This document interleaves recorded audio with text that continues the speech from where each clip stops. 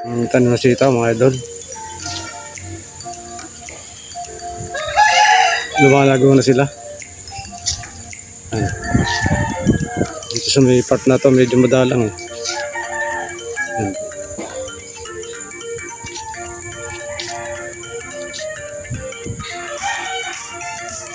Pero mapupulog din ang baging to mga idol. Ayan po, madalang pa po rito sa lugar na to.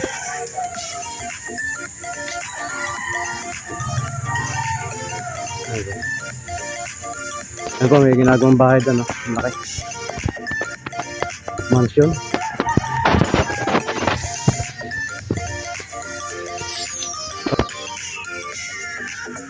Ayan. Ang ating tanim na sitaw. Pero ito hindi naman po aming lupa ito mga idol. Nakikitanim lang tayo rito. Nakikitanim lang po tayo rito sa lupang ito mga idol. Katabi lang po ito ng bahay namin eh. Yan po ang bahay namin. Ayan po. Ayan po ang bahay namin. Ito po ay nangihinayang po ako sa lupa na to kasi wala pong nakatanim. Kaya tinamnan po natin. Ayan po.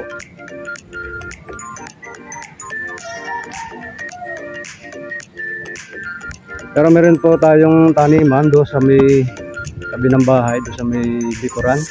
Yung tinatamnan po natin ng dragon fruit, yun po. Yun po ay sa atin mismo po yan. Ito lang yan pong lugar na ito, hindi po talaga amin to. Yan po, yung mga tabi po niya yung mga kakahuyan. Ito, yung mga kakahuyan. Maraming punong malalaki. Yan. Itong may tabi na ito, medyo wala pong puno, kaya tinamnan po natin ito.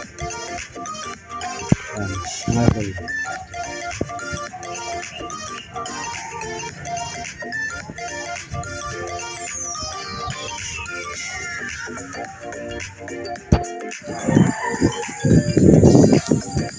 Ito yung ating tanim na okra mga idol, mga farmers. Nalalago na sila.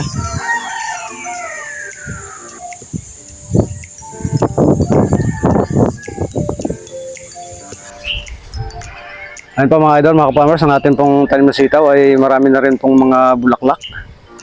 Ganyan din po yung mga buko. Ayun po. Nagsusulputan ng mga buko po niya. At ganyan din po yung mga bulaklak. At mayroon na rin pong bunga na malalaki. Yan po. Ito po. Ito po. Yan, ang mga bunga po niya. Hindi lang po halata dahil sa green din po yung kanyang mga bunga. At ang kanya pong mga kaway ay malalago na rin po. Yan po. Gumagabo na sila at dumarami na po yung kanyang mga kaway. So hanggang dito po. Yan. Ito yung mga kaway niya. At tumataas na rin po ang kanyang mga kaway. Yan. Ibig sabihin na mapupuno po ng kaway ang kanya pong balad. O yung bagin, mapupuno po. Sakto lang po yung pagkatanim natin na madalang. Yan po.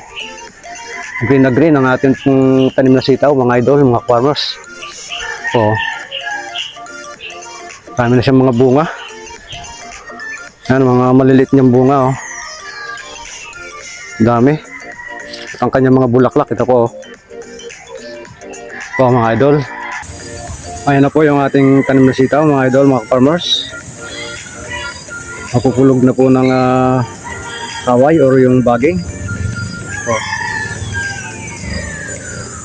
At green na green po siya mga idol, mga farmers. Marami na po siyang mga bulaklak. Ganyan din po yung buko. At may pailan-ilan na rin pong mga malalaking bunga. Ayan, katulad po nito.